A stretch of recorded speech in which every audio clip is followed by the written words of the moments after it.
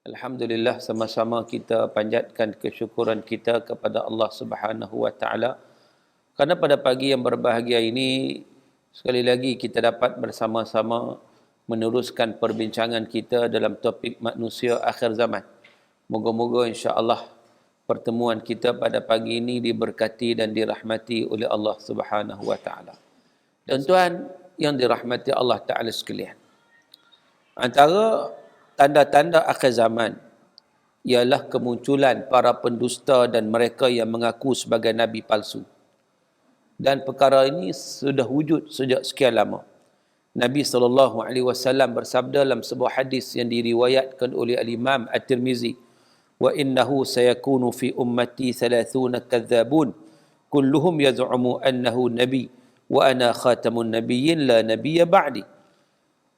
Kata Nabi SAW, sesungguhnya akan muncul dalam kalangan umatku 30 orang pendusta yang kesemuanya mengaku menjadi nabi. Ketahuilah, aku adalah nabi terakhir dan tiada lagi nabi selepas aku. Berdasarkan hadis yang dinyatakan oleh Rasulullah SAW, tanda yang jelas yang disampaikan oleh baginda Nabi SAW tentang satu situasi, iaitu pendusta-pendusta yang lahir pada akhir zaman ini, yang wujud pada akhir zaman ini, yang mereka mengaku sebagai seorang nabi.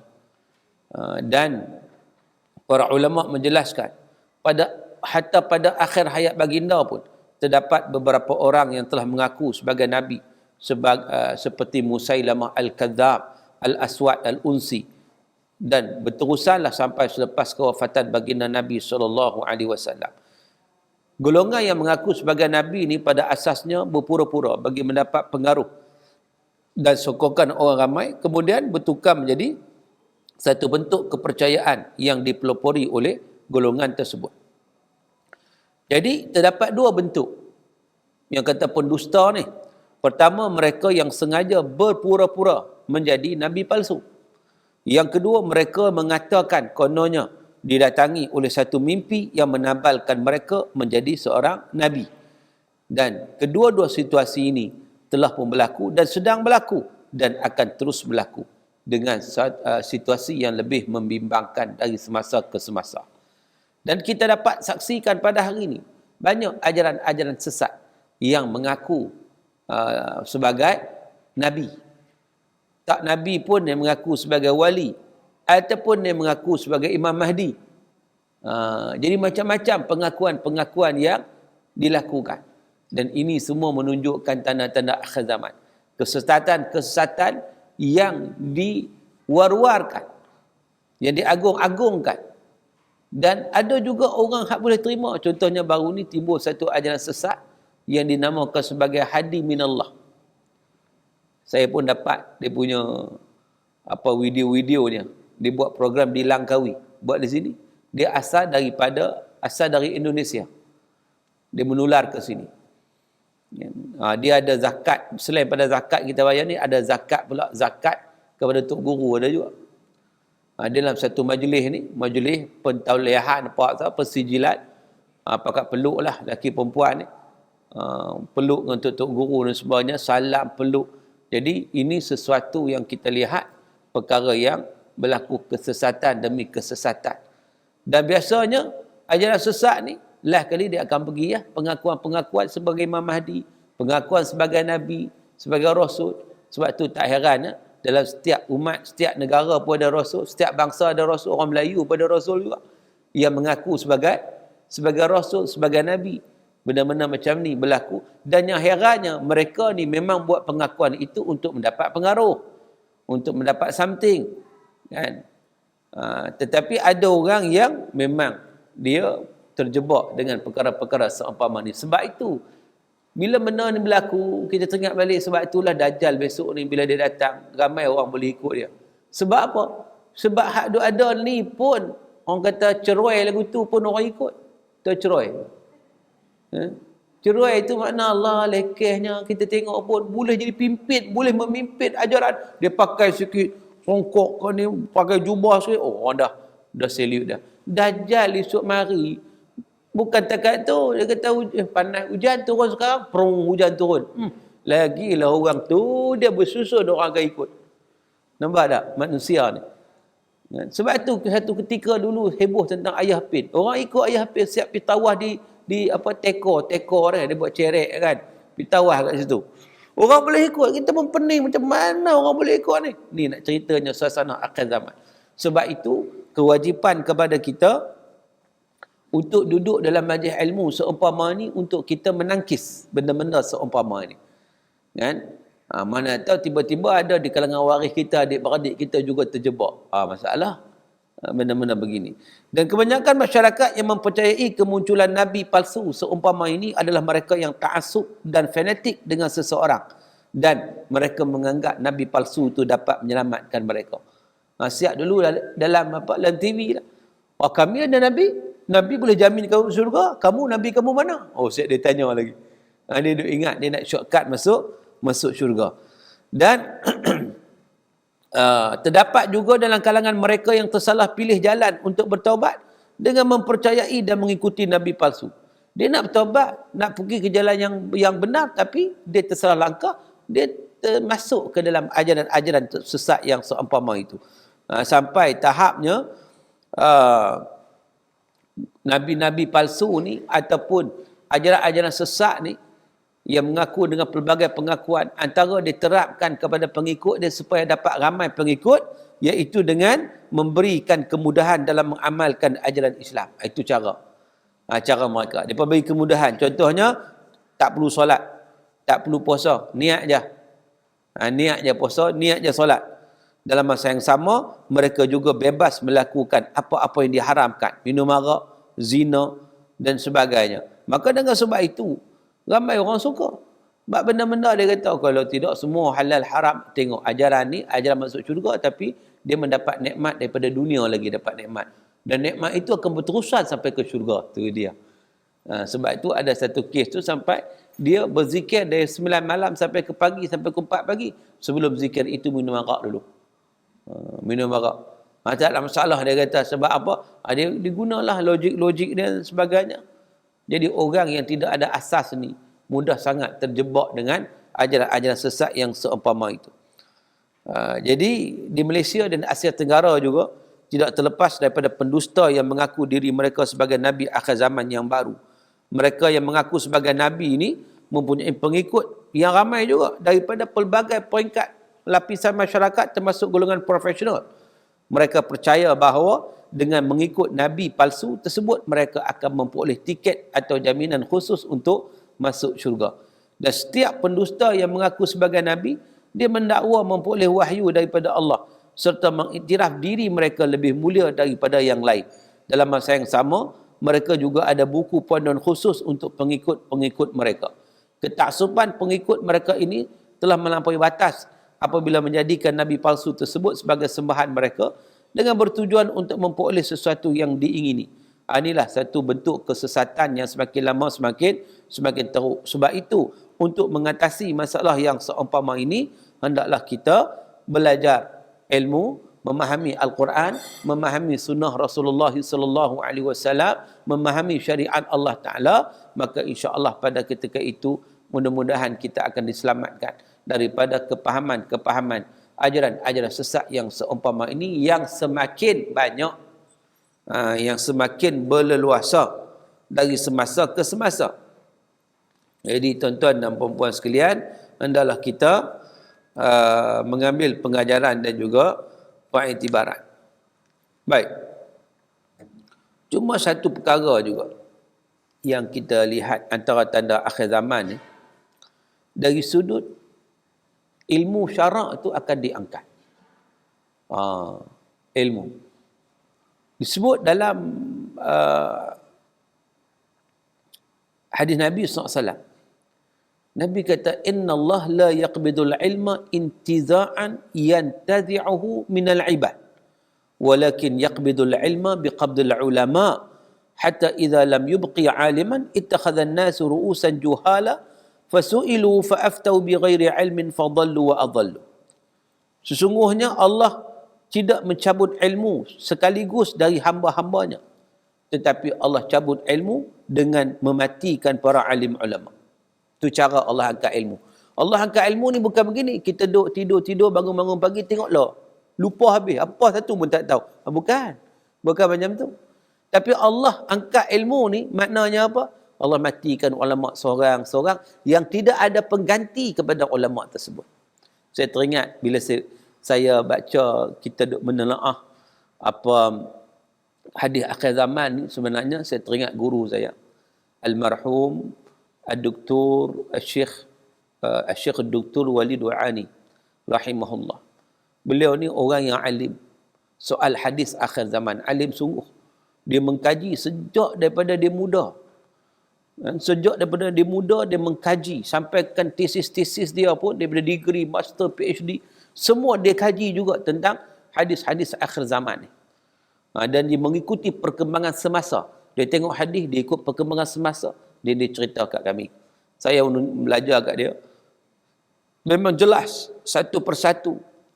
Banyak ilmu yang kita dapat pada dia sampai sekarang saya teringat. Tetapi Allah sayang dia. Kan? Masa saya berada pada tempat universiti, tiba-tiba dia meninggal. Maut al-faj'ah, mati yang datang secara tiba-tiba. Sakit jantung lah biasanya kan, sebab dia. Satu lagi tanda akhir zaman, maut al-faj'ah, mati yang datang secara tiba-tiba. Kan? Jadi kalau zaman dulu, kalau kita lihat orang mati ni, dia sikit-sikit sakit, terlantar, duduk hospital, doktor nasihat awak balik awak balik, kemudian nazak, pada mati. Nampak standard lah kan. Sekarang ni tak lah. Sekarang ni jenis yang mati dengan mautal faj'ah, mati yang datang dengan secara tiba-tiba itu semakin banyak dari semasa ke semasa. Semakin ramai. Dan ini juga merupakan tanda-tanda akhir zaman. Jadi tuan-tuan, saya masih ingat, ni tok guru saya ni, dia meninggal. Jadi maknanya Allah Ta'ala cabut ilmu dengan cara macam tu. Nak cari orang macam dia tu saya tak jumpa dah. Kita boleh belajar, memang kita ni, tapi nak cari alim macam dia tu tentang hadis fitan terutamanya. Dia ni ulama hadis. So semua hadis lah, tapi terutamanya hadisul fitan dia panggil. Hadis-hadis fitan ni tak jumpa dia orang macam dia. Begitu hebat dari sudut keilmuan dia. Jadi begitulah kita lihat dari semasa ke semasa. Antara tokoh-tokoh yang baru meninggal dunia, berperingkat antarabangsa lah kita lihat. Antaranya Syekh Dr. Wahbah Zuhaili. Tokoh yang sangat hebat. Sampai hari ini kita duk baca kitab dia. Kitab Tafsirul Munir. Dalam kitab bab tafsir. Kita baca kitab Al-Fiqhul Islami wa Adillatuh. Fiqh Islam wa Adillatuh, 4 mazhab. Orang lain boleh tulis tapi tak boleh macam dia. Dan hebat. Allah ambil dia. Tak ada dah. Seorang lagi hilang. Syekh Dr. Muhammad Sa'id Ramadan Al-Buti. Begitu juga. Alim. Banyak kitab-kitab dia. Ni ulama, ni saya cerita ulama semasa ni. Ulama kontemporari. Dulu tu dah banyak dah kan. Dah banyak lah satu. Ni ulama kontemporari. Syekh Dr. Muhammad Sa'id Ramadan Al-Buti. Saya pernah menuntut dengan dia juga. Tapi menuntut dengan dia ni, subhanallah. Dia ni cakap slow ya. Cakap pelan. Satu. Saya kau cakap pelan lagu tu, saya rasa semua pakat lena. Saya seorang yang bercakap. Kan? Kita nature kita macam tu. Dia cakap slow ya. Tetapi di muka kitab masjid tu ada 2 tingkat. Saya ingat ni, masih terbayang dalam kepala saya ni. Waktu saya bawa kitab saya pergi tu, saya duduk dalam majlis tu. 2 tingkat masjid tu penuh orang. Baca kitab ni, tak panggung. Baca. Dia cakap slow ya. Dia mengajak kitab hikam waktu tu, saya ingat. Kitab hikam. Dan juga mengajak syarah Riyadhus Salihin. Dia mengajak cakap slow, tapi poin dia cakap, dan orang yang datang tu memang orang yang nak pada ilmu. Sebab tu dia tak kisah. Cakap slow ke, cakap kuat ke, cakap macam mana pun, dia nak dapat ilmu. So dia dengar betul-betul Tok Guru nak cakap ni. Walaupun cakap satu pelan. Kan? Kita kau cakap pelan, tu macam orang orang tiup kat telinga kita. Tidur. Kita pelali. Sedap-sedap. Wabillahi taufiq wa hidayah. Tak habis lah. Ini dah. Orang celak mata daripada mula sampai habis. Dia duduk tengah mengajar dalam satu hari. Duduk tengah mengajar. Orang main tembak dia.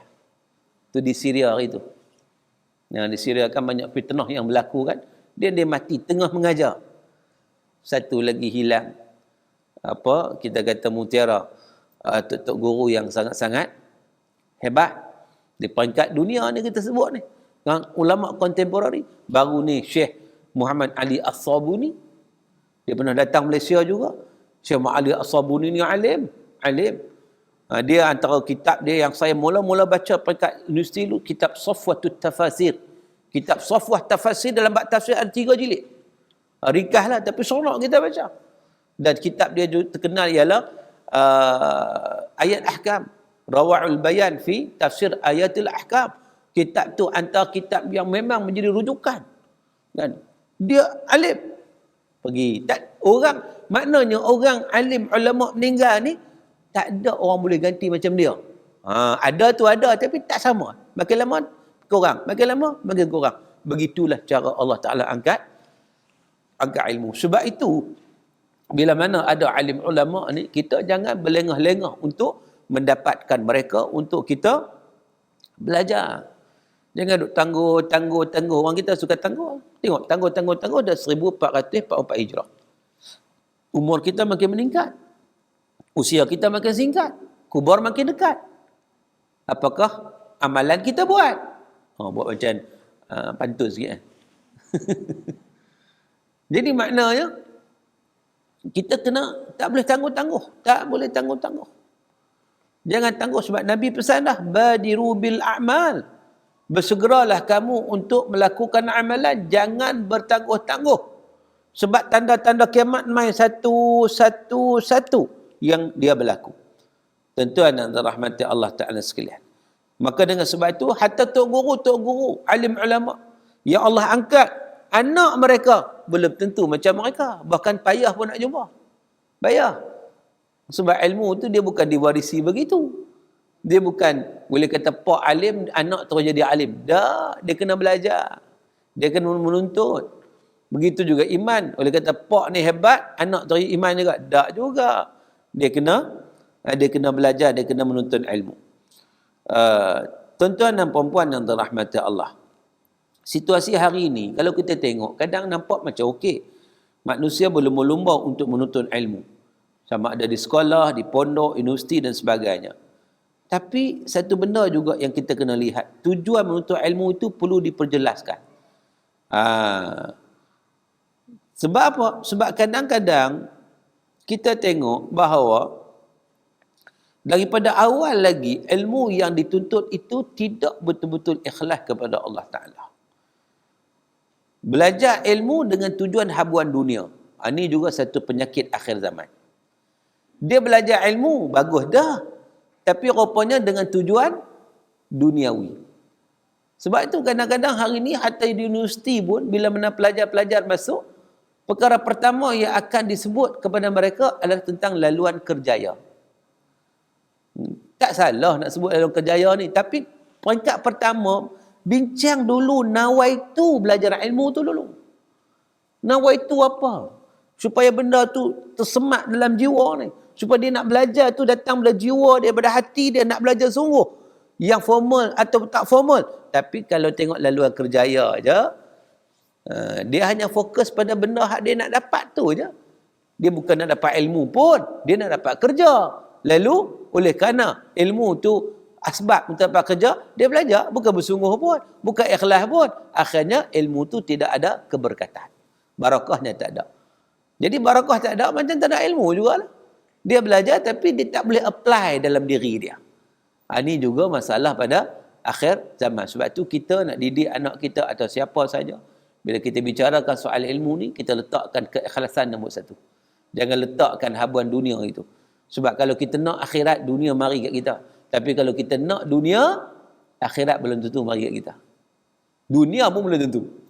Tapi kalau kita nak akhirat, akhirat kita dapat, dunia pun kita dapat. Allah akan bagi. Tapi kalau kita nak dunia semata-mata, akhirat tak dapat, dunia belum tentu dapat. Sebab tu saya ingat, tengok pelajar-pelajar zaman sekarang ni, bila belajar ilmu, kadang saya tengok apa tujuan mereka belajar. Saya ingat waktu saya belajar dulu, tak teringat langsung buat kerjaya ni.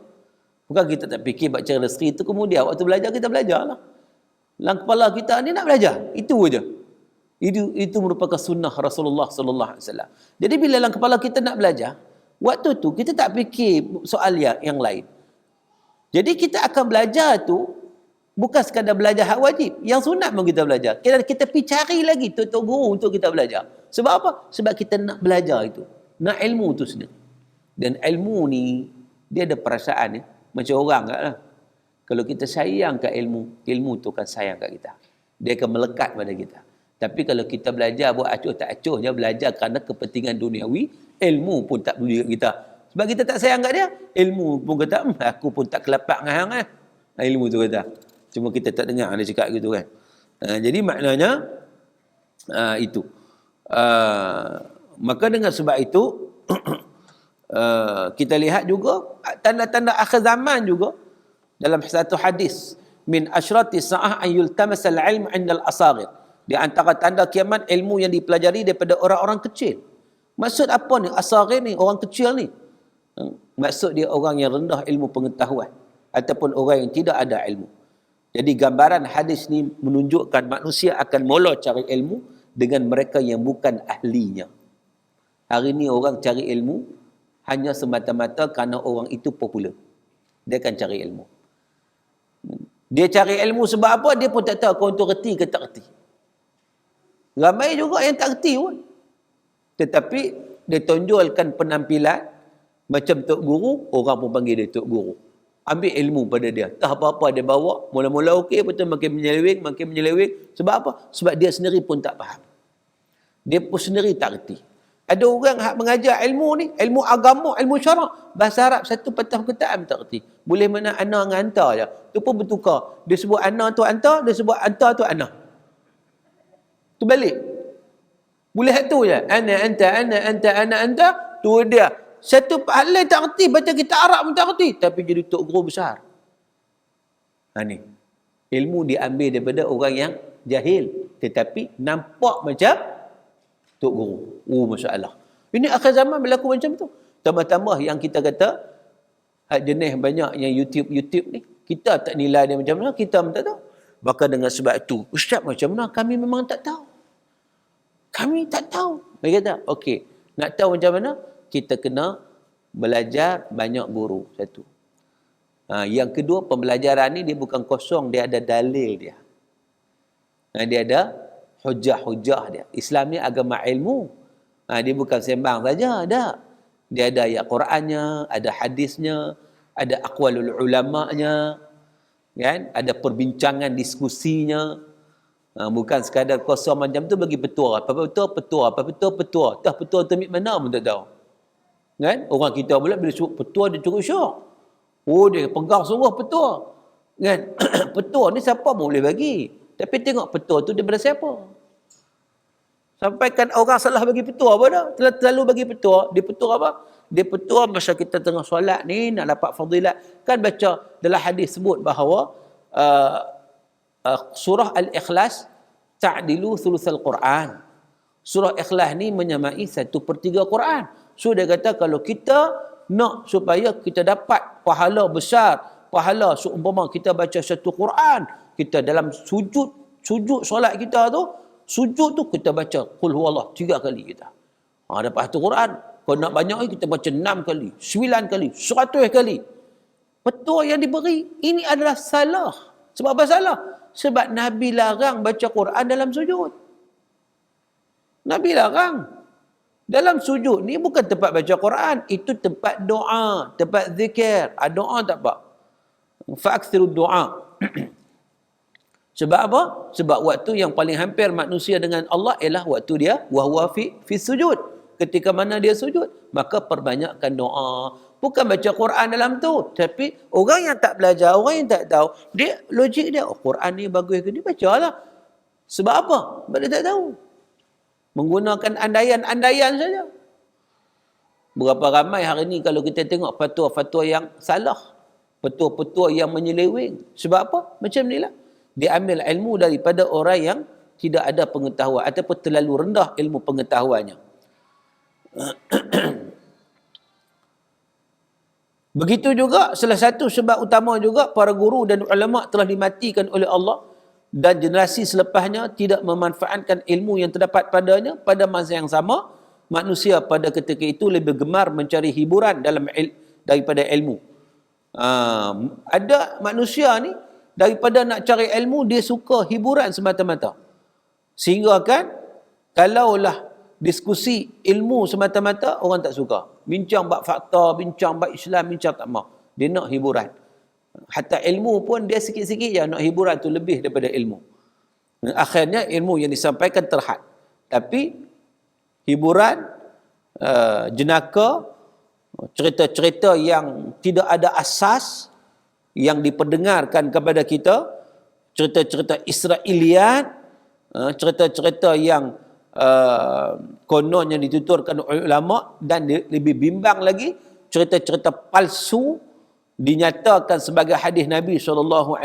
Akhirnya ilmu disebarkan juga, bukan tak ada, tetapi ilmu yang tidak bermanfaat.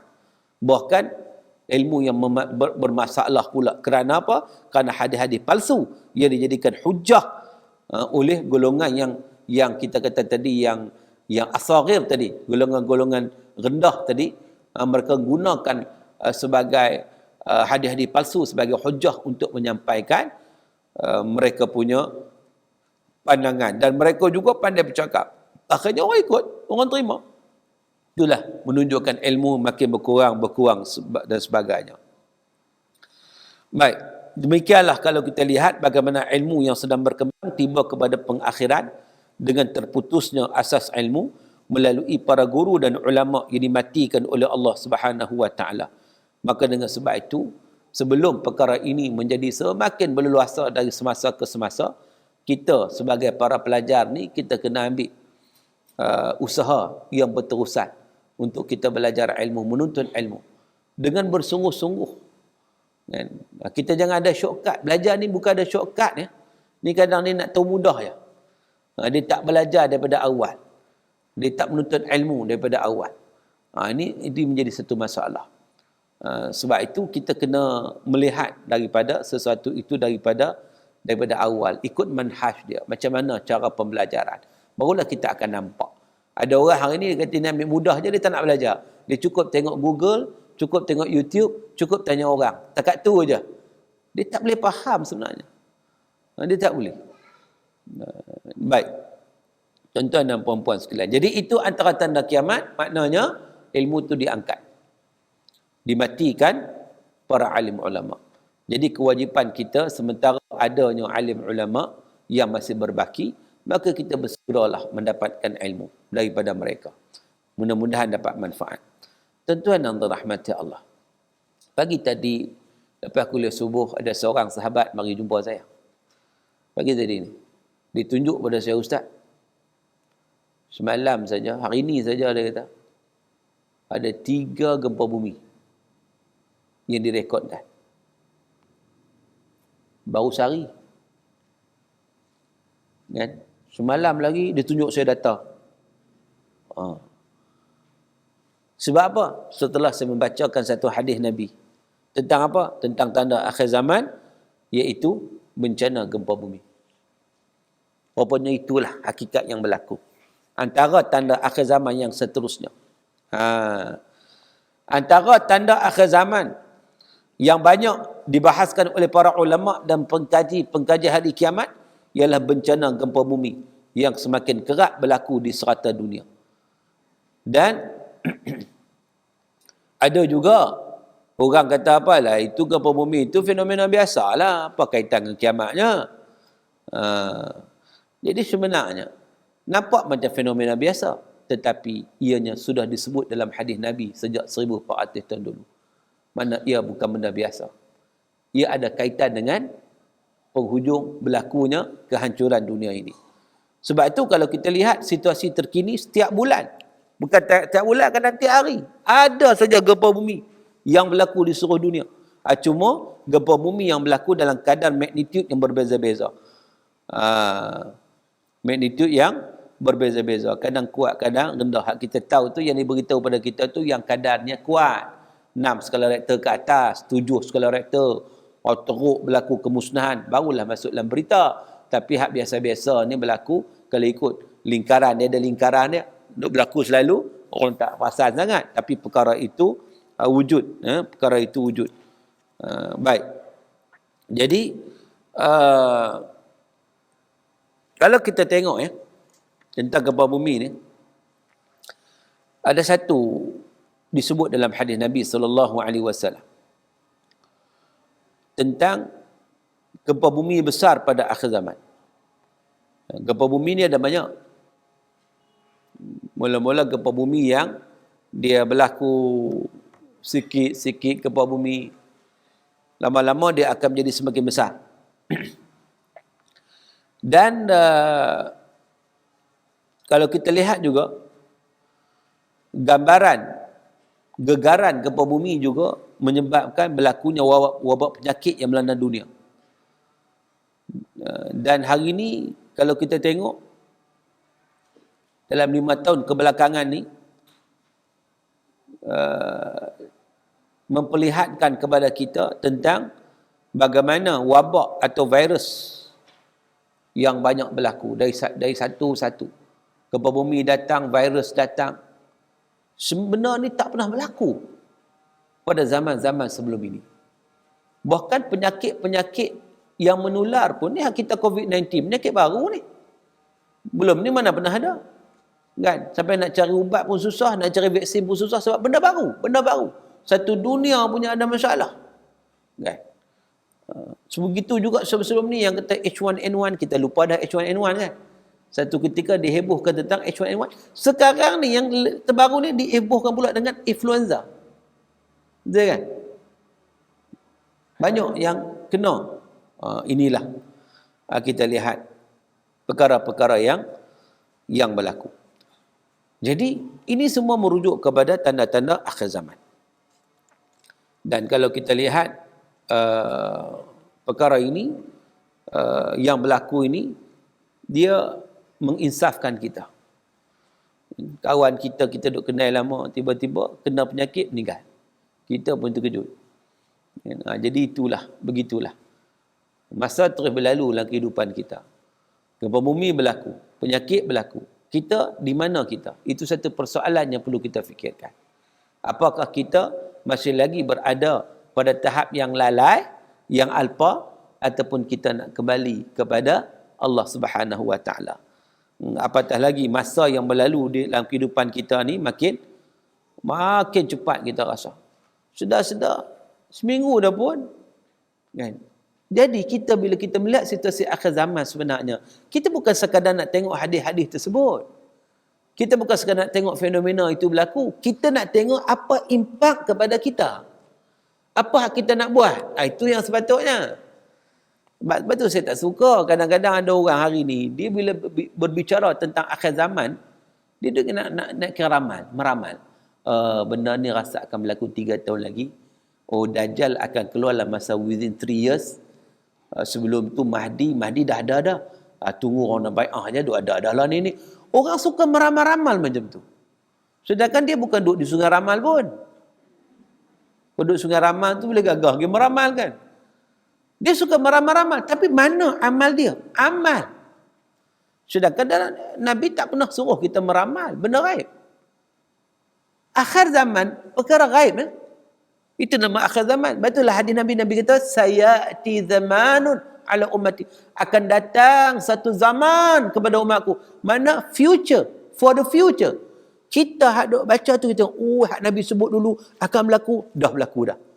So di situ kita lagi berasa hebatnya Rasulullah sallallahu alaihi wasallam. Mukjizat yang ada pada Nabi sallallahu alaihi wasallam menyampaikan sesuatu yang belum berlaku, rupanya dah berlaku. Sebab apa? Sebab Nabi sampaikan sesuatu itu datang daripada wahyu Allah Subhanahu wa taala. Jadi maknanya begitu. Hadis akhir zaman untuk kita mengagumi Rasulullah, pertama. Yang kedua, untuk kita sentiasa buat persiapan dan persediaan, bukan untuk kita meramal ni datang waktu ni datang waktu ni. Saya ingat bab ramalan ni lama dah. 2015, 7 tahun lepas, ramalan heboh serta Malaysia. Ramalan apa? Matahari naik sebelah barat 2015. Saya ingat tu sebab apa? Kebetulan waktu tu saya banyak terlibat dengan Al-Kuliah. Waktu tu Al-Kuliah buat di masjid-masjid. buat rakaman di masjid. Jadi dan waktu tu juga dia punya producer dia Ali Iskandar. Waktu tu lah. Sekarang ni saya tak tahu lah. Saya lama tak tiba Al-Kuliah. Jadi saya ingat waktu tu bila isu ni timbul, orang heboh dah. Media sosial cakap ni, kita ni orang takut dah, jadi takut. Ni macam mana ni? Katanya 2015 ambil laporan NASA pula. Laporan NASA menyatakan berlakunya perubahan pada bumi. Bumi sudah berpusing. Tu dia lagi kelang kabut dah.